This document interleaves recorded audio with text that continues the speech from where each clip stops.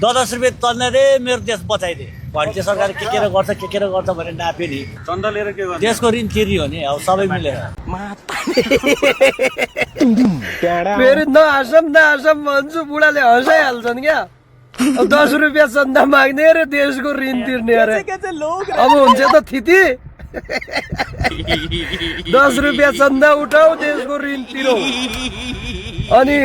जति सक्यो त्यति चन्दा माग देशमा विकास गरायो चन्दा मागेरै देश चल्ने भयो हाम्रो नेपाल त चन्दा मागेरै चल्ने भयो बुढा चन्दा मागेर देश चाहिँ होइन अब भरे बेलुका सोलबारीमा 10 रुपियाँ उठाएर होइन त बुढा त्यहाँ आफू मात्रै खुसु होइन नि फेरि यसो मलाई पनि सम्झिनु भतिज पनि छ भनेर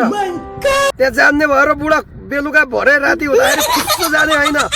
मलाई पनि बोलाऊ है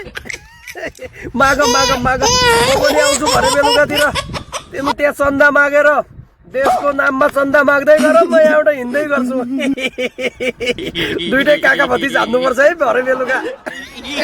त्यो माइली भाउजूको त्यहाँ जानुपर्छ धान खोलाको त्यो माइली भाउजूकोमा जाने है काका